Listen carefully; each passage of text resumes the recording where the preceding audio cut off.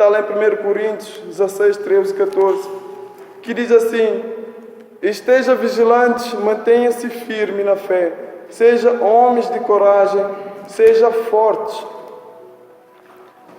Quando Deus olhou para o plano que Ele tinha dentro dele, antes de Ele começar a construir, antes de Ele começar a dizer haja, Ele olhou que homem também estava ali no planos dele. E lá em Gênesis 1:26 diz assim, os irmãos vão apontando, Gênesis 1:26 diz assim: também disse Deus, façamos homem em nossa imagem, conforme a nossa semelhança. Tenha ele domínio sobre os peixes do mar, sobre os aves do céu, sobre os animais domésticos, sobre toda a terra, e sobre os répteis que rastejam pela terra.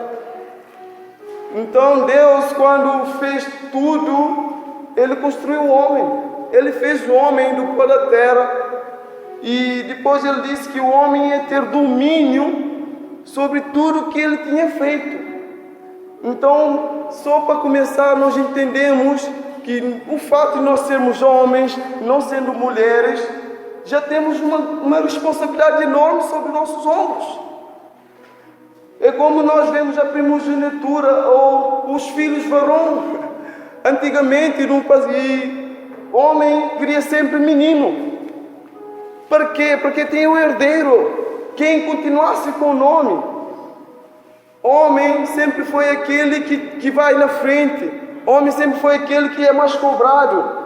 E acredita que o homem é o mais cobrado por Deus, vai ser o homem, porque quem Deus fez primeiro foi o homem. Foi o homem que Deus fez primeiro. Então, Ele disse que para nós termos o domínio, então nós temos um governo sobre a nossa casa. Tudo que Deus coloca na tua mão, tu como homem, Ele está a dizer: filho, tu tens que dominar sobre aquilo que eu estou a te dar. Filho, tu tens que dominar sobre o teu trabalho. Filho, tens que dominar sobre a tua família. Filho, tu tens que dominar sobre qualquer coisa que o Senhor coloca na tua mão. Tu tens que dominar sobre aquilo. É por isso que Ele vai dizer que tudo que nós vamos fazer, nós temos que fazer como se estivesse fazendo para Deus. É como se nós tivéssemos feito para Deus. O mais interessante disso tudo não é o fato de Deus fez isso tudo, porque Ele é poderoso para fazer ainda infinitamente mais. O mais interessante disso tudo, que está lá em Gênesis 2:9, que diz assim: havendo, pois, o Senhor formado da terra todos os animais do campo, as aves do céu, né? Olha só, trouxe ao homem para ver como esse lhe chamaria. Para além de o Senhor fazer aves do céu, para além do Senhor fazer os peixes do mar, para além do Senhor fazer os répteis que rastejam pela terra, o Senhor trouxe a quem? O homem. O Senhor fez tudo isso, depois pegou tudo isso como um presente e chegou na mão do pastor José e disse: toma, isso está sob o teu governo, agora coloca o nome neles. E o nome que o pastor Donizete colocar, assim vai ser. E eu nem vou dizer que não é. Olha só a responsabilidade de nós sermos homens. Deus fez essa obra linda e pegou essa obra linda, colocou no nome, na mão de uma pessoa, de um homem. E esse homem chamava Adão. E Deus deu a Adão o domínio sobre tudo que ele tinha feito, sobre as aves, sobre os aves, tudo ele podia colocar o nome que ele queria. E assim será. Como mesmo a palavra como a mesma palavra de Deus aqui em Gênesis 2:9 diz: havendo, pois, o Senhor formado da terra todos os animais do campo e todas as aves do céu, trouxe-os ao homem para ver com este lhe chamaria, e o nome que o homem desse a todos os seres viventes, esse seria o nome deles. Então Deus deu domínio, Deus deu governo ao homem, mas Deus também deu a responsabilidade ao homem. Então, quando vem e pedir conta, ou quando Deus vem pedir justificação, vai pedir a quem? Ao responsável. Sempre é o responsável que tem que prestar conta. Nós podemos estar aqui em grupos, mas se acontecer alguma coisa, quem é o responsável? É o responsável que tem que chegar à frente. É como agora estamos aqui nesse retiro. Eu estou no segundo plano. Estou a gostar disso. E o meu irmão está na frente. A menina toda hora vai falar com ele, porque ele é o responsável aqui. Ele é o responsável. Se acontecer alguma coisa aqui, quem vai ser chamado a atenção? É ele. Porque é ele que está a dar cara. Então é a mesma coisa conosco. Não é diferente conosco quando a gente está na nossa casa. Não é diferente conosco quando a gente está no nosso trabalho. Não é diferente conosco onde que nós temos a responsabilidade.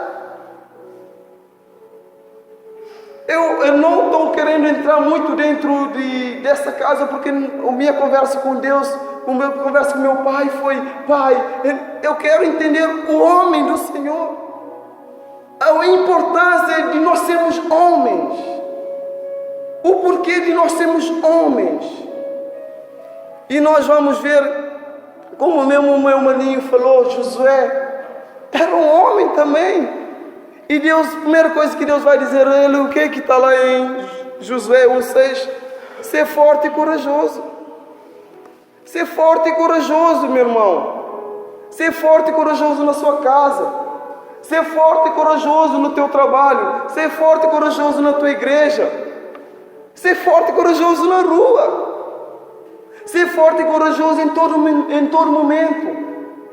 Porque às vezes nós estamos sobrecarregados com muitas coisas que nós homens temos que prestar. Porque nós somos responsáveis. A partir de nós temos um domínio, nós somos responsáveis. Nós temos que batalhar por certas coisas acontecer. Então, nós temos que ser fortes, nós temos que ser corajosos.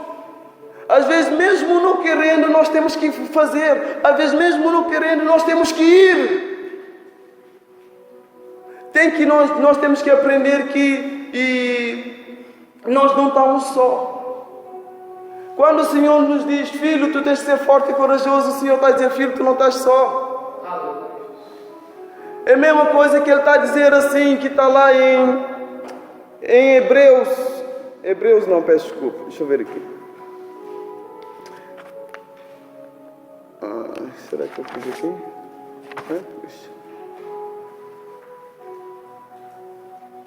Ok.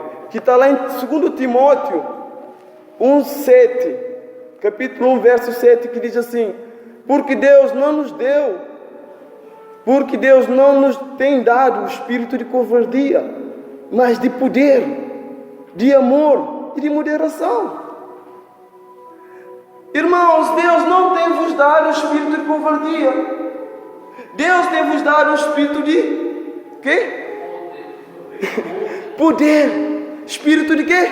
Amor. Espírito de quê? Moderação. Agora vamos lá. Se Deus não te deu um espírito de covardia, é por isso que Ele está a dizer: filho, seja corajoso.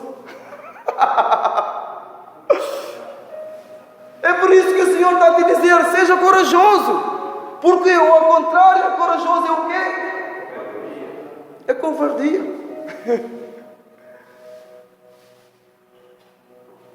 É covardia. Ao contrário de corajoso e covardia. O Senhor está a dizer: filho, eu não te dei esse espírito. A minha presença, o meu espírito lança fora todo o medo, meu filho. Continua. Às vezes, meu filho, não é fácil nós homens lidar com isso tudo.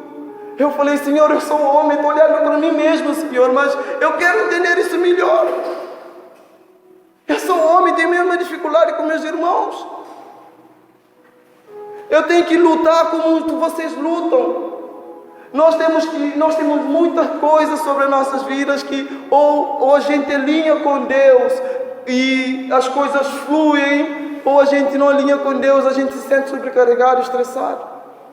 Muitos relacionamentos fracassados, muitos pais fracassados. Por quê? Porque Deus não fez pai, Deus não fez marido, Deus fez homem. Deus fez homem, pai, marido, é coisa que nós temos de aprender. Você não sabe o que é ser pai enquanto não tem o teu filho. Podes dizer, eu vejo, eu tenho meu sobrinho, eu tenho isso, mas tu ainda não sabe o que é ser pai enquanto não pegar o teu no teu colo. É verdade. Eu, quando meu filho Natan nasceu, eu lembro como hoje, eu nunca esqueço. Eu passei muitas horas na presença de Deus. Nunca passei tanta noite, só fui eu como hoje. Os dois vindo. Gente, eu orei tanto na casa de banho porque minha mulher sentia muita dor e Natan não nascia. Eu ia na casa de banho, orava, ajoelhava, orava. E disse, Senhor, hoje toda hora. Hoje está a fluir. Meus irmãos, quando o médico colocou a criança no meu braço, eu dei a primeira olhada, dei a segunda olhada, dei a terceira olhada e disse, é meu filho! Porque aquilo ainda não caiu na minha mente. Eu tinha aquela coisa de conhecer a cara do meu filho. Como seria a cara do meu filho? Como vai ser a cara do meu filho? Quando eu olhei ele assim, eu disse, é o meu filho. Fiquei todo contente. Porque é meu filho. Ao mesmo tempo deu aquela sensação estranha, mas tu vieste de onde? Tu vieste de onde, menino? A partir de agora eu sou teu pai. A partir de agora eu sou teu pai. A partir de agora eu tenho responsabilidade sobre a sua vida. Foi uma coisa assim, e eu fiquei, meu Deus, maravilhado com aquilo tudo, porque às vezes a gente está assim, e só com a nossa esposa, tempo sobra, a gente está lá no sofá, a gente come quando quer, a gente abre televisão quando quer, ou a gente faz comida quando quer, a gente faz tudo quando a gente quer. Quer sair só com a tua esposa, é rápido sair. Oh glória! Vamos aí, já estão lá fora já. Mas quando tem criança não é assim não. Quando tem criança, tu quer sair numa hora, às vezes tem que começar a arrumar 2 horas antes. É difícil. Vais começar a dividir o teu tempo. Aí que muitos reprovam. Muitos tenham e continuam a ter a vida de solteiro. Continuam a ter a mesma atitude de solteiro. Não muda. É por isso que Deus não fez pai, Deus não fez marido, Deus fez homem. Aleluia. É verdade. Ser marido, ser pai é coisa que nós temos que aprender a ser. Então, quando eu peguei meu filho na mão, eu disse, agora tenho a responsabilidade sobre a tua vida. É por isso que são coisas que nós temos, sentimentos que nós temos que vai gerando entre nós. É por isso que tem aquela fase, aquela etapa de 9 meses, para nós começarmos a acostumar com a ideia de ser pai. Porque muita coisa muda, tanto na vida de mulher como na vida do homem muda. Mas estou a falar homem de Deus.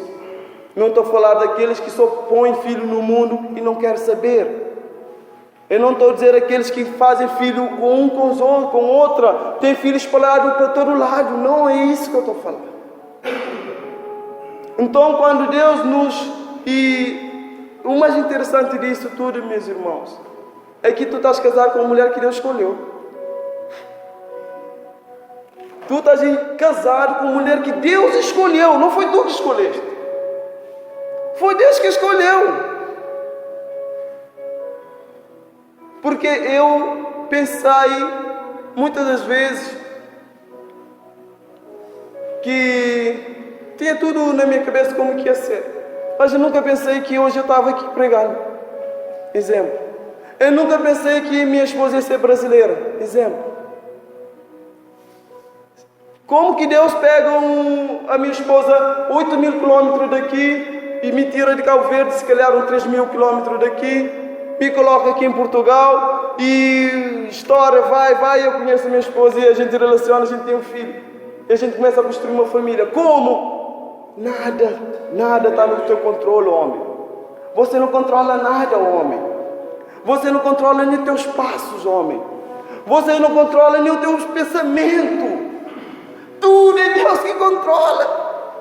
Tudo é Deus que escreve. Tudo é Deus que faz. Nós somos aquilo que Deus designou que nós seríamos. Então, tenham esse espírito, esse senso de responsabilidade. Ser forte, ser corajoso. Está caído, levanta, porque Deus não vai falar contigo caído. Se tiver caído, Deus não vai falar contigo caído. Se tiver caído, Deus vai te dizer, coloca na posição. Depois eu falarei contigo. É por isso que Deus anima José. Ser forte, meu filho. Ser corajoso, meu filho. Porque tu farás que esse povo herdar a terra, que sob juramento prometi aos seus pais. O plano de Deus não pode ser frustrado. Aquilo que Deus planeou vai concretizar mais cedo ou mais tarde, querendo tu ou não. Querendo tu fugir ou não. A primeira vez que eu tive um encontro com o Evangelho, eu falei, Senhor, eu disse para minha esposa, eu desci no prédio e disse para minha esposa, nunca mais eu vou para esse negócio. Não pense que eu vou para esse negócio, não. Porque nós não fomos criados no Evangelho. A igreja evangélica era como que a gente não podia entrar. Então eu fui com ela e eu ouvi aquela palavra, aquele culto, eu não entendia nada de que estava acontecendo. Eu disse para ela, descemos do prédio, eu virei para ela e disse, olha, não pense que eu vou para esse negócio não. Não pense que eu vou para esse negócio contigo não. Meu irmão, olha onde que eu estou. E o mais engraçado disso tudo é que nós fizemos 7 anos de casamento. Ontem fiz 7 anos. Pensa como ela ficou, meu irmão. Pensa como ela ficou. Depois o irmão um dia colocou umas lenhas na fogueira, né? Disse que eu já sabia, por isso que marquei nessa data. E eu disse, eita, e agora? Eu disse, mas eu vou em missão, mano. Obrigado, meu irmão John.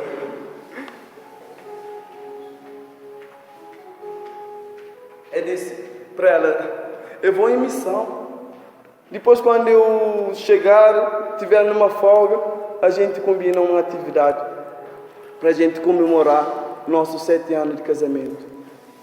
7 anos se passaram.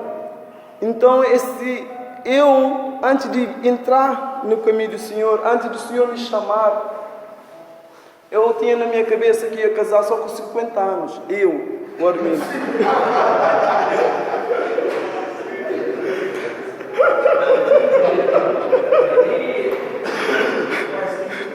Ia casar com 50 anos na minha cabeça. Ia casar com 50 anos e para a mulher cuidar de mim. Só para não ficar sozinho na minha velhice. Eu não queria casar. Mas quando eu comecei a andar com o Senhor, meus irmãos, Deus foi me libertando de muitas coisas. Eu tinha um crucifixo no meu carro, pendurado no retrovisor.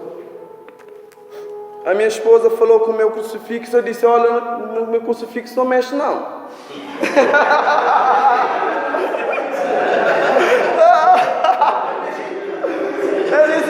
Eu disse para ela, no meu crucifixo não mexe não, que isso já me acompanha há muito tempo. Aí um dia eu fui buscar ela lá no trabalho dela, e eu estava sentado no carro, espero que ela chegasse. E eu lembro como hoje, irmãos. Eu estava sentado, de repente, bateu um sol tão forte na para-brisa, que eu olhei, se encarei, e foi diretamente para o crucifixo. E de repente o crucifixo balançou. E eu senti uma voz no meu coração, pastor, que disse assim, não. Disse-me assim: eu não estou morto, eu ressuscitei. Eu não estou na cruz, eu não estou crucificado, eu ressuscitei. Até tremi agora. Aí, na hora, tirei o crucifixo, fiquei com ela fechada na mão. Dentro da mão, fiquei sentado, fiquei com ela fechada na mão. A minha esposa entrou, eu disse: olá, amor, tudo bem? Então, depois eu disse: abre a tua mão. Ela abriu a mão dela e eu disse: ó, pode jogar no lixo. Senhor fala contigo. Senhor vai te mostrar as coisas. O Senhor vai te discipular. O Senhor vai te ensinar as coisas. É só colocar na brecha. Eu sei que não é fácil, irmão, porque eu sei o preço que tem que pagar. Não é fácil, mas o Senhor vai te ensinar. E o Senhor que foi me ensinando sobre essas coisas, porque então eu sobre essas coisas era muito rigoroso sobre o dízimo. Então o dízimo para mim, ajudar um pobre, pegar o meu dinheiro e dar para um pobre, era a mesma coisa. Até o Senhor também falar comigo, até o Senhor me ensinar, e eu dizimo. Desde que comecei a dizimar, nunca parei, graças a Deus, nem vou parar. E nem vou parar. Tive um momento que eu dizimo e ficar sem dinheiro, irmão. Mas eu dizimei na mesma. Não é para mim, nem para que meu nome seja glorificado aqui, não. Não é porque eu vou ser exaltado aqui, não. É porque Ele é. É porque Ele que me dá. Aleluia.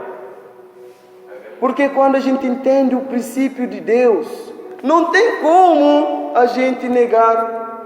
Não tem como a gente não seguir.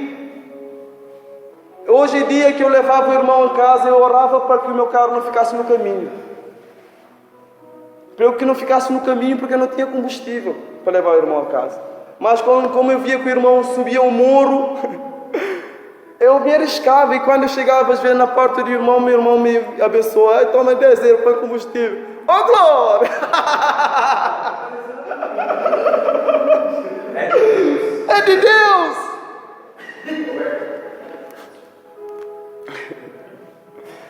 Então, homens, seja forte, seja corajoso, anima.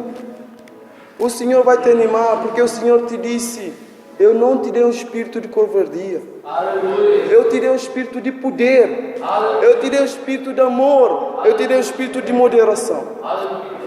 E nós precisamos disso tudo. E nós precisamos disso tudo para nós governarmos a nossa casa. Para nós governarmos a nossa casa, nós precisamos de ser corajoso. Nós precisamos de ter amor. Nós precisamos de ter moderação. Nós precisamos dessas coisas. Porque sem isso é impossível. Se Deus não tinha dito ao Josué que ele tinha que ser forte e corajoso, é impossível ele ter conquistado a terra prometida. Porque ele precisava de ânimo. Deus vê os seus servos e vê que eles estão desanimados. Deus vai lá e encoraja eles. Deus vai lá e levanta. E diz: agora vai, que eu estou contigo. A mesma coisa aconteceu, como o meu irmão falou, a Salomão. Davi chegou para o seu filho, que está lá em 1 Crônicas, e 28:20 disse assim: disse Davi a Salomão, seu filho: ser forte e corajoso. O que me deixa mais encantado com isso tudo é porque é a mesma palavra que o Senhor tinha dito. A mesma coisa que o Senhor tinha dito a Josué, é a mesma coisa que o servo de Deus disse para o filho. É a mesma coisa que nós temos que ensinar ao nosso filho: é ser forte, é ser corajoso. É ser forte e ser corajoso. Nós temos que ensinar a nossa descendência. Quando eles têm maturidade, nós temos que dizer: olha, filho, é assim, é assim, é assim. Ser forte, ser corajoso é tipo a bênção. É a bênção. E o conselho que o pai vai dar ao filho, ele disse: faz as obras. E faz a obra, filho.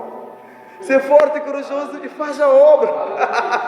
Deus disse a José assim: ser forte e corajoso e vai conquistar. a terra. E o Davi vai dizer ao filho: ser forte e corajoso e faz a obra que eu tenho aqui para ti. Estás aqui a mapa disso, mapa daquilo, está tudo aqui. Os planos para fazer o templo, está tudo aqui. Agora, ser forte e corajoso e vai fazer a obra.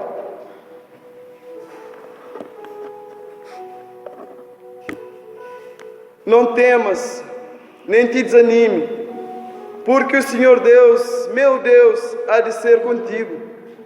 Olha só o que o pai diz ao filho: não temas e nem te desanimas, porque o meu Deus, teu Deus, será contigo. Não te deixará nem te desamparará, até que acabes todas as obras para o serviço da casa do Senhor. Quando Deus nos chama, temos que estar de pé, não caído, porque Ele vai nos mandar levantar e colocar na posição. Como homens de Deus, o Senhor vai nos dizer para ser fortes e corajosos. Como homens de Deus, Deus sempre vai nos dizer: ser forte e corajoso, filho. Está a passar por uma dificuldade, filho? Ser forte e corajoso, filho. Tu consegue, filho. Tu consegue, filho. Ele nunca nos prometeu ausência de luta. Deus nunca te disse: filho, a partir que tu és crente, acabou-se as lutas. A partir que tu me aceitares, acabou-se as lutas. Deus nunca te prometeu isso.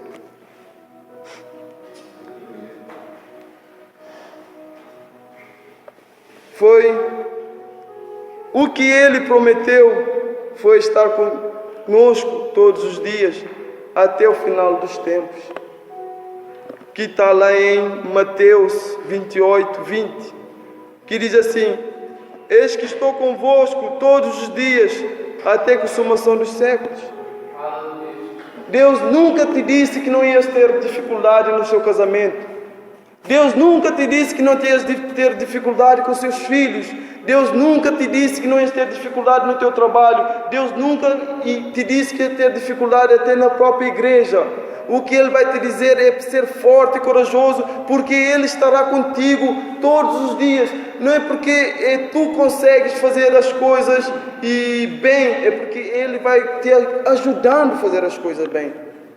Quem já passou por luta aqui que já não lembra mais? Levanta a mão. Né? Eu já passei por tanta luta que eu já nem lembro mais. É porque não passei sozinho. É porque o Senhor passou comigo. É porque o Senhor me ajudou a passar por elas. Porque tem lutas às vezes que a gente vê, só de longe a gente assusta. A gente às vezes nem quer mexer. Mas às vezes a gente enche de coragem, né? E a gente vai e as coisas acontecem. E se tu não fosse homem de Deus, e se não tinha agido, as coisas não tinham acontecido, ficava do mesmo jeito. Tanto na tua vida pessoal como na vida familiar. Bem-aventurado é o homem a quem Deus disciplina. Não despreze, pois, a disciplina do Todo-Poderoso. Bem-aventurado é o homem a quem Deus corrige, porque Deus só corrige a quem Ele ama. O pai só corrige o filho porque Ele ama o filho. Eu corrijo o meu filho e eu vou dizer: filho, papai, dói, papai, dar às vezes uma tapinha, dói, mas papai tem que te dar de vez em quando. Dói dizer não, sim, dói, mas eu tenho que dizer, é para o teu próprio bem. Às vezes dou mais não para o meu filho que sim. É para que ele aprenda. Eu ensino meu filho: aprenda a ouvir a voz do pai. Às vezes é ministrar na vida do meu filho e ouvindo Deus falando comigo ao mesmo tempo.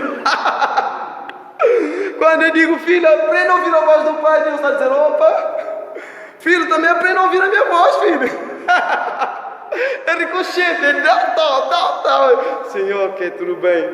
É sim, quando é a mesma coisa. Quando eu digo: filho, quando eu disser não, é não. Quando disser sim, é sim. É a mesma coisa. Quando Deus diz não, é não. Quando Deus diz sim, é sim. Isso é para ti, isso é para mim. É engraçado isso. Porque eu disse, olha, quando eu digo não, é porque eu sei que eu estou a dizer que não. Se eu disser fica sentado, fica sentado. Ouve a minha voz. Às vezes parece que não estás a ouvir a minha voz. Parece que estou a falar contigo, mas tu não estás a ouvir o que eu estou a te dizer. Eu entendo também que é criança, né? Criança às vezes sempre quer brincar. Eles pensam que tudo é brincadeira. Mas nós temos que ensinar eles.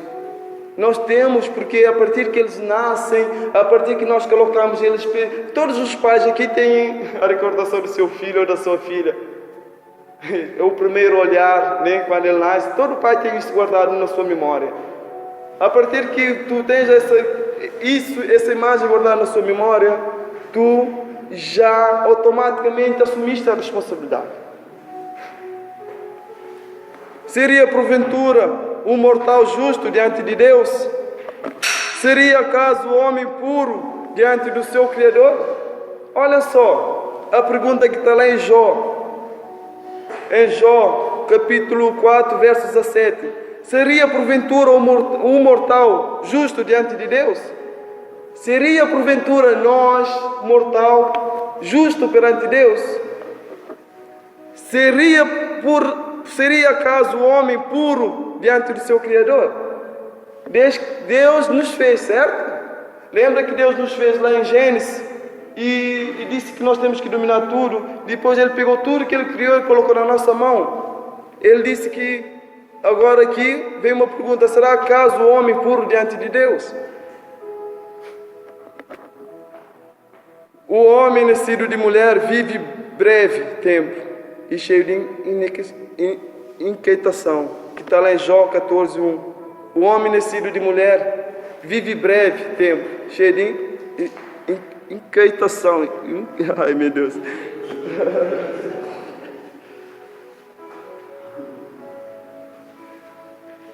Cheio de inquietação. É, Senhor. Nós não somos justos. Aliás, agora nós somos justos. Peço desculpa, agora nós somos justos. Mas nós não somos justos pelo nosso mérito. Nós somos justos porque Ele enviou o seu Filho. Aleluia. Nós somos justos porque Ele enviou o seu Filho para que a justiça do Filho refletisse em nós. Para que quando eu estou aqui, Jesus está aqui e Jesus bate em mim, a reflexão dele bate em mim e me torna justo. É por isso que hoje nós temos livre acesso ao Pai. Glória a Deus. Nós temos livre acesso ao Pai. Nós somos justos porque Ele mandou o seu Filho para nós. Os passos do homem são dirigidos pelo Senhor, como já tinha falado. Os passos do homem são dirigidos pelo Senhor, que está lá em Provérbios 20, 24. Os passos do homem são dirigidos pelo Senhor. Como, pois, o homem entender o seu caminho? O passo do Senhor dirigido o passo dos homens dirigido pelo Senhor. Como o homem pode entender o caminho do Senhor? Ou como o homem pode entender seus próprios caminhos que ele toma às vezes na vida? Provérbios 27, 19 diz assim: como a água. Esse foi muito quando Deus falou comigo sobre isso. Eu fiquei muito impactado com esse versículo aqui. Provérbios 27, 19 diz assim. Provérbios 27, 19 diz assim: como a água, como na água o rosto corresponde ao rosto, assim o coração do homem ao homem. Olha só, como na água o rosto corresponde ao rosto, certo? Assim o coração do homem ao homem. Como eu inclino sobre a água, eu vejo a minha imagem, assim é o meu rosto, assim é o meu coração ao homem. É por isso que e nós podemos dizer: esse homem tem um coração ruim, esse homem tem coração mau, esse homem tem um coração bom, é bondoso, é isso, é aquilo. Porque está visível. Está visível isso. É por isso que nós temos que entender que nós somos sempre observados. Estamos sempre sendo observados. Então, como o rosto corresponde, como na água corresponde o rosto, Assim o coração do homem, ó homem, guarda o seu coração, porque o coração alegre, o rosto está alegre. Coração triste, o rosto está triste. Coração amargurado, a tua vida está amargurada.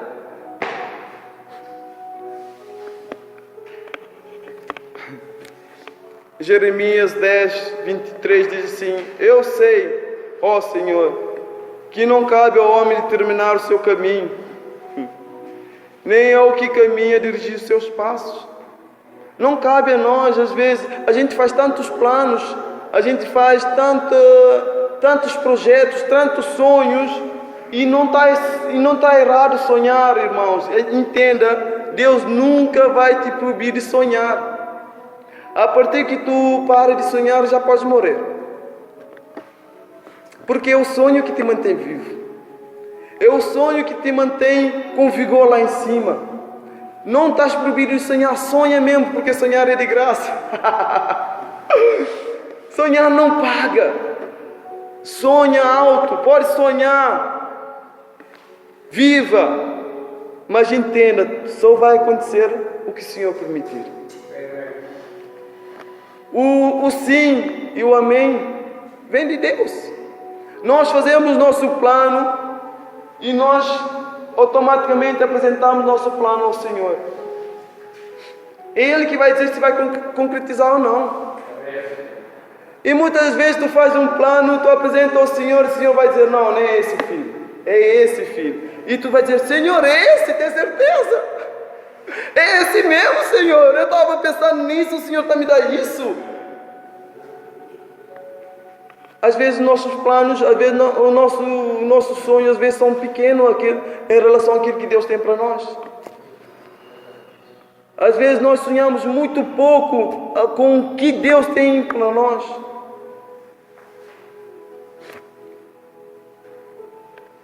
Lembre-se, tudo é para Ele, tudo é dele, tudo vai para Ele, porque a nossa vida nessa terra é breve, como está lá em Jó 14:1.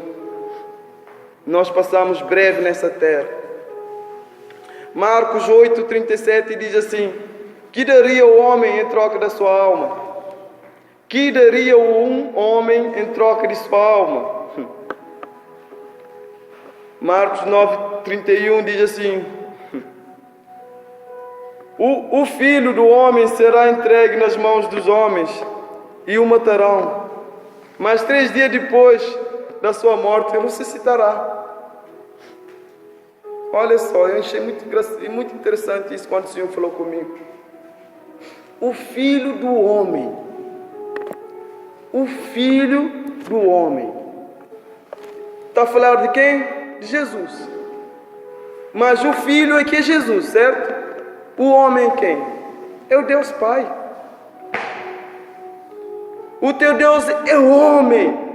O teu Deus está na posição. O teu Deus está assumindo a sua responsabilidade. É o teu chefe. Ele não para de trabalhar. Ele é homem. Nós precisamos entender o que é ser homem. Ser homem não é só cuidar muitas vezes da nossa casa. Ser homem é nós entendermos a nossa posição de ser homem. O Filho do Homem teve que vir. O Filho do Homem, Jesus Cristo, foi para a cruz e pagou lá naquela cruz. Depois o homem o chamou também e ressuscitou ele. A salvação veio através de um homem que se chama Jesus. Olha só. A salvação veio através de um homem que se chama Jesus Cristo. Porque ele foi santo e não foi achado nenhum pecado nele. Sem mancha, sem mácula. Responderam eles, João 7:46. Responderam eles: jamais alguém falou como este homem. Jesus era homem. Jesus era homem. Jesus, eu estou a falar não somente de Jesus, eu estou a falar de um Deus que desceu e viveu aqui entre nós. Ele foi homem. E nós temos que encontrar isso também, esse fato de ser homens. Ser forte e ser corajoso, meu irmão. Isso é para ti, isso é para mim. Romanos 5:12 diz assim: portanto, assim como um homem entrou o pecado no mundo, e pelo pecado a morte, assim também a morte passou a todos os homens, que todos pecaram. Amém? Como por um homem entrou o pecado no mundo, está falando de quem? Está falando de Adão. O pecado entrou no mundo pela vida de Adão. E o pecado vai sair das nossas vidas. Somos justificados por causa de um homem também, que é Jesus Cristo. Entrou por um homem e sai com outro homem. Eu vou terminar com Romanos 5:19, que diz assim: porque como pela desobediência de um só homem muitos se tornaram pecadores, assim também por meio da obediência de um só muitos se tornarão justos. Aleluia! Como pela desobediência de um só homem, está a falar de Adão, como já tinha dito. Desobediência de Adão. Se tornaram pecadores. Nós, nascidos de uma mulher, já nascemos pecadores. Assim também por meio da obediência. Obediência de quem? Do Filho do Homem. A obediência de Jesus Cristo. Muitos se tornarão justos. Muitos se tornarão justificados. Muitos se tornarão justificados. Eu acho que eu falei bastante, eu não? Põe-se em pé.